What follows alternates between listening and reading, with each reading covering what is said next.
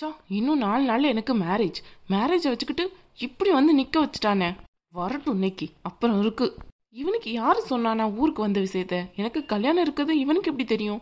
சா, நேத்து நைட்டு பாட்டு ஃபோன் பண்ணிட்டு இம்சை பண்ணிட்டான். இவனை எப்படியாச்சும் ஏதாவது பேசி அனுப்பிடணும், இல்லைன்னா அவ்வளோதான், நமக்கு இந்த வாழ்க்கை கிடைக்கிறது ரொம்ப கஷ்டமாயிடும். அண்ணாந்து பார்க்க பார்க்க இவ்வளோ உயரமான வீடு, இவ்வளோ நல்ல அத்தை, அவரு எல்லாரும் கிடைக்கிறதுக்கு நம்ம கொடுத்துல வச்சிருக்கணும். இவ்வளோ பெரிய நல்ல வாழ்க்கையை விட்டுட்டு சக்தி, யார் என்ன சொன்னாலும் காதலே வாங்கிக்காத. இங்க வந்து ரொம்ப கதை விடுவான், உன்னை நல்லா பார்த்துப்பேன், அப்படி பண்ணுவேன் இப்படி பண்ணுவேன்ட்டு. இதெல்லாம் நம்பி ஏமாந்துராத சக்தி. இவ்வளோ பெரிய வீடெல்லாம் கிடைக்கணும்னா அவ்வளோதான். புடவையே எவ்வளோ விலைக்கு நீ எடுத்த, அதெல்லாம் ஞாபகத்துல வச்சுக்கோ. என்ன சக்தி என்ன இங்க நிக்கிறா? சக்தி சரியா போச்சு, இவங்க இங்க வந்தாங்க. கடவுளே, இன்னைக்கு நான் வசமா மாட்ட போறேன்னு நினைக்கிறேன். டே அஜய், இந்த நேரத்துல மட்டும் வந்துடாதடா, அவ்வளோதான். அப்புறம் எங்க ஆன்டி கிட்ட மாட்டிக்கிட்டு அவ்வளோதான், இந்த கல்யாணமே நின்றும். என்னம்மா சக்தி இங்க ஏன் நிக்கிற? உள்ளவா. ஆன்டி, என் ஃப்ரெண்டெல்லாம் கொஞ்சம் வரேன்னு சொன்னாங்க ஆன்டி, அதனாலதான் இங்க வெயிட் பண்ணிட்டு இருக்கேன். நீங்க வேணா உள்ள போங்க. கல்யாண பொண்ணு இப்போ போய் இங்கெல்லாம் நிக்கலாமா? இன்னும் 4 நாள்ல கல்யாணத்தை வச்சுக்கிட்டு உள்ளவா.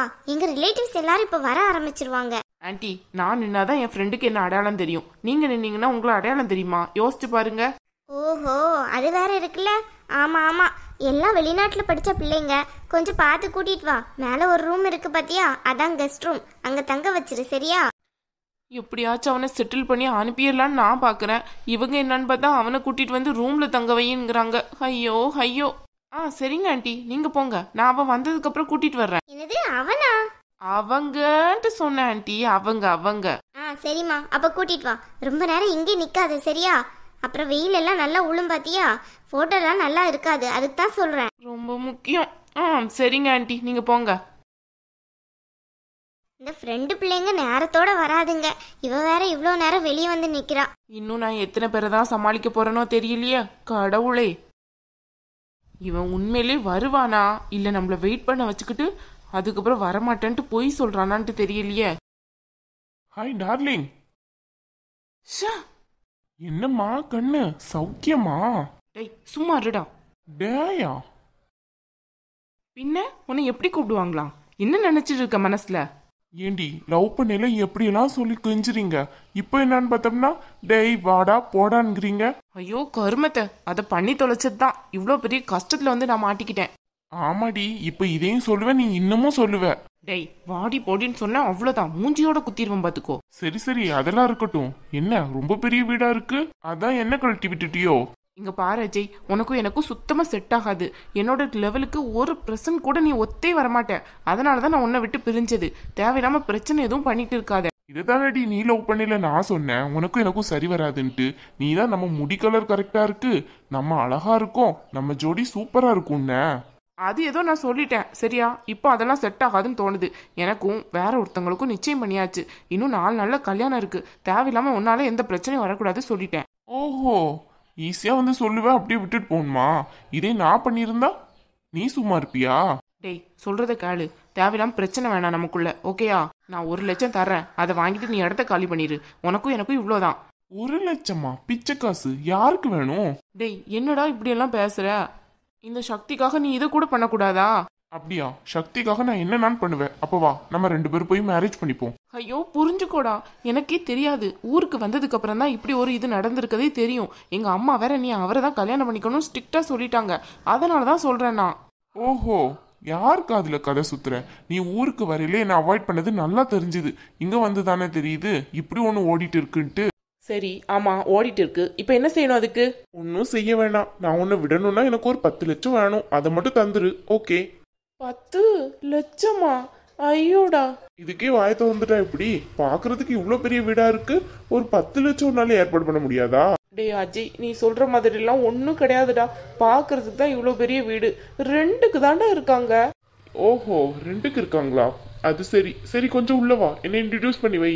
2க்கு இருக்காங்களா எதுக்கு இருக்காங்கன்னு நான் கேட்டுக்கிறேன். என்ன அஜய் அஜய் ப்ளீஸ் அஜய், உன்னை எனக்கு நல்லா பிடிக்கும்ல, நீ கூட சொல்லுவிய நீ எவ்வளோ கியூட்டா இருக்கன்ட்டு. ப்ளீஸ் அஜய், நான் சொல்றத மட்டும் கேளு ப்ளீஸ்டா. 10 லட்சம் எடுத்துக்கல வை, இல்லாட்டி வந்து என்ன மேரேஜ் பண்ணிக்கோ. என்னம்மா சக்தி, உன் ஃப்ரெண்ட் எல்லாம் வந்தாச்சா? என்ன ஃப்ரெண்ட்ஸ்னு சொன்ன, ஒரே ஒரு பையன் தான் வந்திருக்கா? சரியா போச்சு. இவங்க எங்க இருந்து வந்தாங்க? ஹாய். ஃப்ரெண்ட்ஸ் எல்லாம் இன்னும் ஒரு 5 நிமிஷத்துல வரேன்னு சொல்லியிருக்காங்க ஆன்ட்டி. நான் யாருன்னு தெரியாதா? இவளோட அத்தை. ஓ அப்படியா? உங்களை பார்த்தோம்னா நான் இவளோட ஃப்ரெண்டுன்னு நினைச்சேன். ஐயோ, என்னப்பா இப்படி சொல்லிட்டே என்ன பார்த்து? உண்மையிலே நான் அப்படிதாங்க நினைச்சேன். சக்தி, உன் ஃப்ரெண்டு ரொம்ப காமெடி பண்ணிட்டு இருக்கான் பாத்தியா? எனக்கு உன் வயசுல ஒரு பையனும் சக்தியோட 2 வயசு கம்மியில ஒரு பொண்ணும் இருக்கா. ஓ அப்படியா? ஆனா உங்களை பார்த்தா அப்படியே தெரியல. இன்னும் நீங்க நல்ல யூத்தாவே இருக்கீங்க. வெளியே ஏதாவது சுடிதார் அப்படியெல்லாம் போட்டு போயிடாதீங்க, அப்புறம் அவ்வளவுதான். எந்த ஸ்கூல் படிக்கன்னு கேட்க போறாங்க. அட போப்பா, நீ வேற காமெடி பண்ணிட்டு. பாக்கிறதுக்கே ரொம்ப குறும்பா இருக்கியே. சரி வா, உள்ள போலாம். கெஸ்ட் ரூம் காலியா தான் இருக்கு, நீ அங்கேயே தங்கிக்கோ, சரியா? ஆன்ட்டி, சக்தி. ஐயோ தலைவலியா இருக்கு எனக்கு இப்போ. நீ கூட்டிட்டு வா, சரியா? நான் உள்ள போய் இந்த ரூம் ரெடி பண்ணி வைக்கிறேன். சாரி. சக்தி. டேய், நான் உனக்கு என்னடா பாவம் பண்ணேன்? ஏன்டா என் வாழ்க்கையில இப்படி விளையாடணும்னு நினைக்கிற? நான் ஏன் நினைக்க போறேன்? 1 லட்சம் தா, ரூம்ல இருந்து காலி பண்றேன். எப்பா சீக்கிரம் வா. இதோ வர்றேன். டேய், சரியா போச்சு. இவனை இந்த வாசல்ல வச்சு நின்று துரத்தலான்னு பார்த்தோம்னா இந்த ஆன்ட்டி வேற இப்படி பண்ணிட்டு இருக்காங்களே. என்ன பண்ண போறனோ தெரியல. இதனால என் கல்யாணத்துல எந்த பிரச்சனையும் வந்துடக்கூடாது. இவன் கேட்குற 10 லட்சத்தை வாங்குறதுக்கு நான் எவ்வளவு போராட போறேனோ தெரியல. அன்னைக்கு சாரிக்கு தந்த காசுலயே கொஞ்சம் தான் சாரி எடுத்தேன். மிச்ச காசெல்லாம் இவனுக்கு தான் அனுப்பி வச்சேன், வாய் அடைக்கணும்ட்டு. இப்போ என்ன பண்ண போறேனோ தெரியல. கார்த்திக்கு மட்டும் இந்த விஷயம் தெரிஞ்சது அவ்வளோதான். பூமாரி அக்கா லேசா படிக்கலங்கிறதுக்காண்டியே அவளை அவ்வளோ பண்ணி வீட்டை விட்டு வெளியே துரத்தி டிவோர்ஸ் வர போயிட்டாங்க. நான் மட்டும் இந்த மாதிரி ஒருத்தனை லவ் பண்ண விஷயம் தெரிஞ்சதுன்னா அவ்வளோதான், என் கதை கிழிஞ்சிரும். சீக்கிரமா இவனை வீட்டை விட்டு துரத்தணும். எனக்கு அதை விட வேற வேலையே கிடையாது இனிமே. இந்த 10 லட்சத்தை நான் யார்கிட்ட வாங்க போறேன்? என்ன பண்ண போறேன்? ஒன்னும் புரியல. சக்தி, ப்ளீஸ் அஜய், நான் உனக்கு கெஞ்சி கேட்குறேன். என் கல்யாணத்தில் மட்டும் எந்த பிரச்சனையும் பண்ணிடாதடா. இந்த வீடு எனக்கு கிடைக்கிறதுக்கு நான் ரொம்ப போராடி இருக்கேன், எங்கள் அம்மாவும் சேர்ந்து.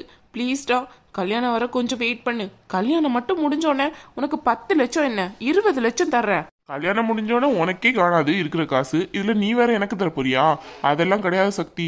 இங்க பாரு, எனக்கு கல்யாணம் ஆகிறதுக்கு முன்னாடி அந்த நைட்டு வரை உனக்கு டைம் இருக்கு. அந்த 10 லட்சம் கிடைச்சா உன்னோட கல்யாணம் நடக்கும்.